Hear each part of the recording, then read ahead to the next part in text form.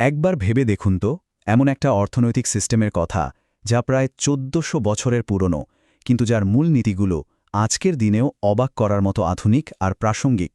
তো চলুন, আজ আমরা এই বিষয়টা নিয়ে একটু বিস্তারিত জানি। আচ্ছা, কি হতো বলুন তো যদি কোনো অর্থনীতির মূল লক্ষ্য শুধু লাভ করা না হয়ে বরং মানুষের ভালো করা, মানে সোশ্যাল ওয়েলফেয়ার হতো? চলেন এই ইন্টারেস্টিং প্রশ্নটা দিয়েই আমাদের আজকের আলোচনা শুরু করা যাক। দেখুন, যারা ইসলামিক অর্থনীতিকে সাপোর্ট করেন তারা প্রায়ই বলেন যে এটা ক্যাপিটালিজম বা সোশ্যালিজমের মতো নয়। এটা একটা আলাদা জিনিস। তারা এটাকে বলেন একটা থার্ড ওয়ে বা তৃতীয় পথ, মানে এমন একটা সিস্টেম যেটা অন্য দুইটার বাড়াবাড়িগুলো এড়িয়ে একটা ব্যালেন্সড রাস্তা খোঁজার চেষ্টা করে। পার্থক্যটা কিন্তু বিশাল আর বেশ পরিষ্কার।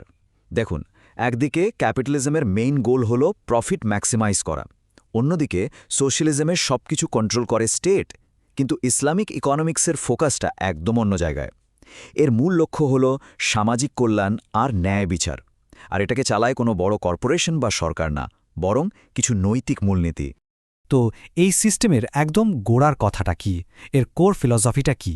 চলুন সেটা একটু বোঝার চেষ্টা করি, কারণ এখানে সম্পদকে কিন্তু একদম অন্যভাবে দেখা হয়। এখানে একটা খুব গুরুত্বপূর্ণ কনসেপ্ট আছে, যেটাকে বলা হয় ইসলাহুল মাল। এর মানে কি? এর মানে হল সম্পদের পরিশুদ্ধি আর বৃদ্ধি। মানে ব্যাপারটা শুধু টাকা কামানোর মধ্যে সীমাবদ্ধ না। এখানটার মূল আইডিয়াটা হল সম্পদ আল্লাহর পক্ষ থেকে একটা আমানত, আর এই আমানতটাকে দায়িত্বের সাথে নৈতিকভাবে ম্যানেজ করতে হবে। তাহলে প্রশ্ন আসে, নৈতিকভাবে সম্পদ বাড়ানোর উপায়গুলো কি কি? দেখুন, কৃষিকাজ বা সৎ ব্যবসাকে খুব উৎসাহিত করা হয়েছে, কিন্তু সম্পদ জমিয়ে রাখা বা মজুতদারি করা এটাকে কঠোরভাবে নিষেধ করা হয়েছে। কেন? কারণ এতে সমাজে টাকার ফ্লো বন্ধ হয়ে যায়, বেকারত্ব বাড়ে। ঠিক একইভাবে ইচ্ছামতো দাম বাড়ানোর জন্য মনোপলি বা একচেটিয়া বাজার তৈরি করাও একদমই অ্যালাউড না। আচ্ছা, সম্পদের ফিলসফি তো বোঝা গেল, কিন্তু এটা ব্যবহারের নিয়মকানুন কি?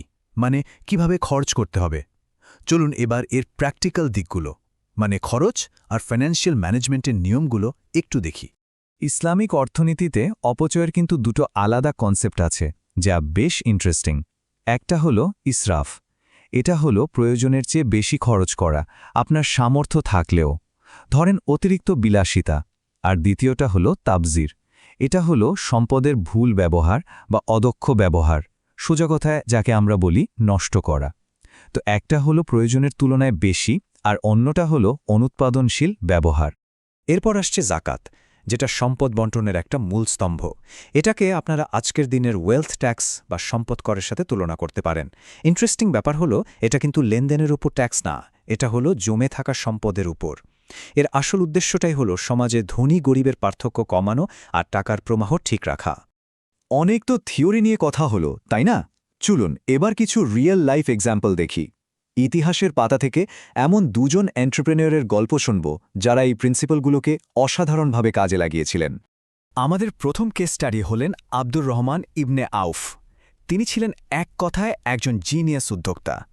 একেবারে শূন্য থেকে একটা বিশাল ব্যবসা দাঁড় করিয়েছিলেন তিনি। আর মজার ব্যাপার হলো, তার বিজনেস স্ট্র্যাটেজিগুলো আজকে স্টার্টআপগুলোর জন্য কিন্তু দারুণ কাজের।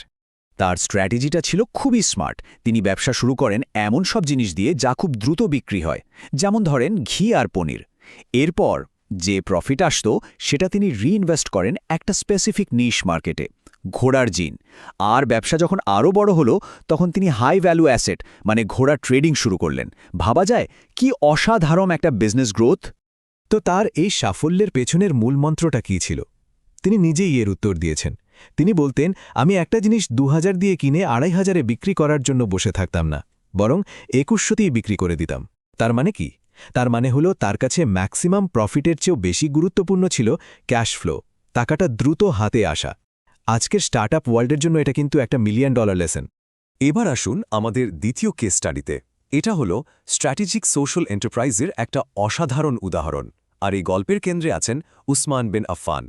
গল্পটা একটা পানির কূপকে নিয়ে। তো ওসমান কি করলেন? তিনি প্রথমে কূপটার 50% মালিকানা কিনে নিলেন আর একটা টাইম শেয়ারিং ডিল করলেন। নিজের দিনে তিনি সবাইকে ফ্রিতে পানি দিতে শুরু করলেন। ফলে কি হলো? মানুষ 2 দিনের পানি একবারে নিয়ে নিত। এতে মূল মালিকের ব্যবসা একদম বসে গেল, অলাভজনক হয়ে পড়ল। এরপর ওসমান বাকি অর্ধেক মালিকানা অনেক কম দামি কিনে নিলেন।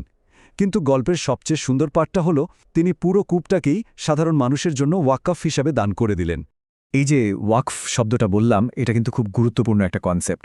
ওয়াকেফ হলো এমন একটা ইসলামিক এন্ডাওমেন্ট বা জনকল্যাণমূলক দান, যেখানে একটা অ্যাসেট বা সম্পদকে আলাদা করে রাখা হয়, আর এর থেকে যা লাভ বা সুবিধা আসে তা পার্মানেন্টলি মানুষের কল্যাণে ব্যয় করা হয়। এটাকে অনেকটা আজকের দিনের চ্যারিটেবল ট্রাস্ট বা ফাউন্ডেশনের একটা আদিরূপ বলতে পারেন। তো এই যে এত প্রাচীন সব নীতি আর এই যে উদাহরণগুলো আমরা দেখলাম, এ থেকে আজকের দিনে আমরা কি শিখতে পারি? চলুন পুরো আলোচনাটা একবার গুছিয়ে নিই আর বোঝার চেষ্টা করি যে এটা আজও কেন এত গুরুত্বপূর্ণ। তাহলে মূল বিষয়গুলো কি দাঁড়ালো? প্রথমত, আসল লক্ষ্য শুধু সম্পদ বাড়ানো না, বরং সামাজিক কল্যাণ নিশ্চিত করা। দ্বিতীয়ত, সম্পদকে একটা আমানত হিসেবে দেখতে হবে, যা নৈতিকভাবে ম্যানেজ করতে হয়। তৃতীয়ত, কমিউনিটিতে ইনভেস্ট করাটা অর্থনৈতিক কাজের একটা জরুরি অংশ। চতুর্থত, সংযম আর অপচয় না করা, এই দুটো হলো এর সেন্ট্রাল প্রিন্সিপাল। আর সবশেষে আমরা দেখলাম যে লং টার্মে সমাজের ভালো চিন্তা করাটাও কিন্তু একটা পাওয়ারফুল বিজনেস স্ট্র্যাটেজি হতে পারে। কুরআনে এই বিষয়ে একটা অসাধারণ উপমা আছে। যারা আল্লাহর পথে সম্পদ ব্যয় করে তাদের উদাহরণটা হলো একটা শস্য বীজের মতো, যা থেকে 7টা শীষ জন্মায় আর প্রত্যেকটা শীষে থাকে 100টা করে দানা। এই আয়াতটা আসলে পুরো ইসলামিক অর্থনীতির স্পিরিটটাকেই তুলে ধরে।